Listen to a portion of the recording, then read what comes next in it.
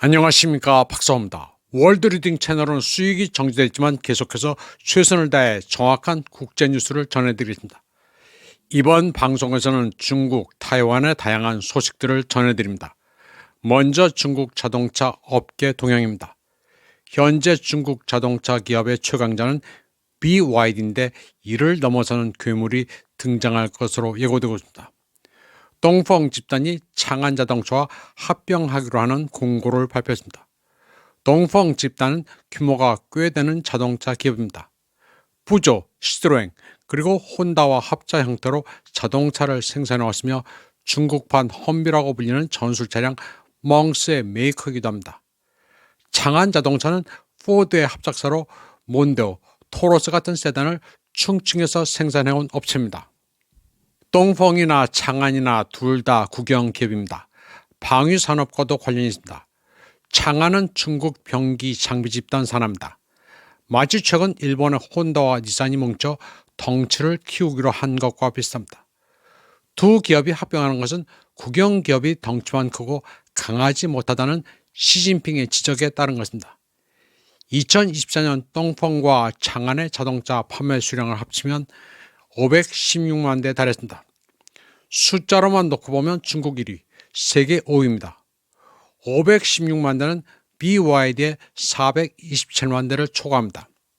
이전에 동펑그룹은 전기차 메이커 스텔란티스와 손잡고 유럽 시장을 공략해왔습니다. 반면 창안 자동차는 동남아 시장을 공략해왔습니다. 하이엔드 시장을 노리는 동펑과 신흥 시장을 노리는 창안이 합쳐지게 되면 두 갈래 수출 전략을 구사하게 됩니다. 또 지정학적 위험도 분산할 수 있습니다. 지정학적 위험이란 지역에 따라 다른 트럼프의 관세 부과입니다. 이들 두 메이커와 관련된 부품사들 역시 트럼프 관세에 따른 위험을 분산할 수 있습니다.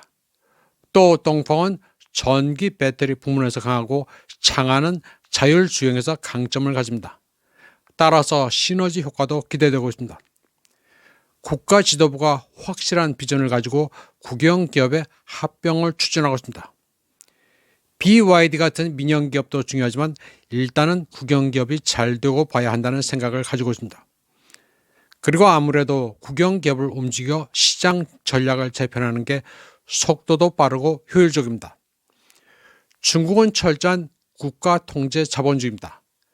발빠른 정책 결정을 내리고 여기에 국가 자원을 집중할 수 있습니다. 기업의 합병 이유는 코스트 절감과 장점을 결합하는 시너지 효과입니다. 중국의 경우 이제 전기차 시장 비중이 40% 이상입니다.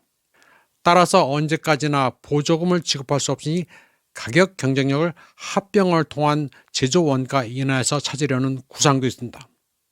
다음 소식입니다. 로이터에 따르면 시진핑은 다음 주 월요일 중국 빅텍의 거두를 불러 좌담회를 가질 예정입니다. 여기에는 알리바바의 마윈, 텐센트의 마화탕, 샤오미의 레이준, 딥시크의 량원펑 등이 참석할 것으로 예상됩니다. 대중의 시선에서 사라졌던 마윈이 오랜만에 나온다는 점이 두드러집니다. 마윈은 1년 전부터 간혹 모습을 드러내기 시작했는데 2월 11일 항저우 알리바바 본사에 나타나 AI 추진 계획을 발표하자 주가가 30%나 폭등하기도 했습니다. 시진핑도 지금 당장 기술 전쟁의 최전선이 AI라는 것을 이해하고 있는 것으로 봐야 합니다. 그동안 알리바바 마윈은 상하이 방에 붙었다가 미운털이 박혀 고생을 좀 했습니다. 시진핑이 그를 부른다는 것은 경제적인 사면을 해준다는 의미로도 해석됩니다. 참고로 알리바바나 다른 기술 대기업이나 소위 워라벨 같은 것은 없습니다. 근무 표준이 996입니다. 아침 9시부터 저녁 9시까지 일주일에 6일을 일합니다. 한국의 기업들이 주 52시간의 발목이 잡힌 것과는 대조적입니다.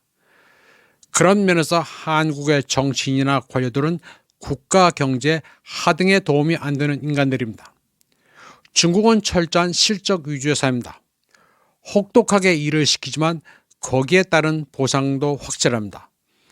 그러니 집단 사방이 따라갈 수가 없습니다. 다음 소식입니다. 소위 홍콩 민주화 시위를 주도했다는 이유로 수감된 지오다노 회장 리징, 영어명 지미 라이가 알려지지 않았던 중대 혐의를 시인했다고 타이완의 TVBS가 보도했습니다. 그는 미군 고위층과 차잉원 타이완 총통과의 만남을 주선했으며 미국을 끌어들여 반중 전략에 활용하는 방안을 차잉원의 측근에게 제안했습니다. 지미 라이는 홍콩 주재 미국 총영사였던 제임스 커닝햄과 오랜 지기였으며 전 미 국방차관 폴 월포이츠, 전 미육군 부참모장 잭 키니를 자기 인맥으로 유지하고 있었고 이들과 차잉원의 만남을 주선했습니다. 여기서 차잉원에게 아이디어를 제공하는 측근은 이저욱한이라는 매체 칼럼니스트 짱춘난이라는 사람이었습니다. 지미 라이는 법정에서 잭 키니와 폴 월포이츠가 차잉원을 만날 수 있도록 자기 돈을 들였다고 털어놨습니다. 지미 라이는 또 차잉원을 자신의 보스라고 칭했으며 차잉원에게 트럼프와 직접 대화할 수 있도록 기회를 제안했다고 주장했습니다. 지미 라이의 진술에 따르면 차잉원은 감히 트럼프와 대화를 시도하지도 않았는데 이는 중국을 자극할까 두려워서였습니다. 참고로 당시는 트럼프가 대통령이었던 시기입니다. 타이완은 트럼프에게 찍힌 전직 미국 고관들의 놀이터입니다. 마이크 펜스, 마이크 폼페오, 존 볼턴 같은 이들이 듣기 좋은 말로 강연을 해주고 용돈을 챙겨가는 곳입니다. 특히 끈 떨어진 지가 오래된 마이크 펜스는 지난달 16일 타이완을 방문해 라이칭더 총통과 샤오비킴 부총통을 만났습니다. 소식통에 따르면 펜스는 타이완 상황을 직접 보기 위해 방문했습니다. 그리고 타이완은 미국의 동맹국이니 제2의 홍콩이 되지 않을 것임을 타이완에 일깨워주기 위해 방문을 했다고 합니다. 정작 트럼프는 타이완에 애착이 없는데 펜스는 현직도 아니면서 책임도 못 질 소리를 하고 돌아다니고 있습니다. 흔히 한국인들은 타이완, 홍콩이 남의 일이 아니라고 하는데 엄밀히 말하면 남의 일입니다. 타이완은 시간은 걸리겠지만 결국 중국과 통일되는 것으로 보는 게 맞고 또 그게 현실입니다. 또 홍콩도 영국이 아편 전쟁을 일으켜 빼앗은 중국 땅입니다. 중국이 좀 더 일찍 되찾은 것뿐입니다. 그리고 영국령에서 체제가 바뀌었을 뿐 사람 사는 것은 별로 바뀐 게 없습니다. 자유를 박탈당했다는 것은 서구 시각이며 과장이 많이 됐습니다. 반체제 행위에 대해서는 엄벌을 하지만 그것은 어느 나라나 마찬가지입니다. 또 신장 위구르, 내몽고, 티벳을 이야기하는 사람들도 있지만 이는 미국이 건국 초기 개척 과정에서 캘리포니아, 루이지애나, 플로리다를 병합한 것과 같은 맥락에서 보면 될 일입니다. 지금 와서 뭐가 바뀔 일도 아닙니다. 이번 방송은 여기까지 하겠습니다.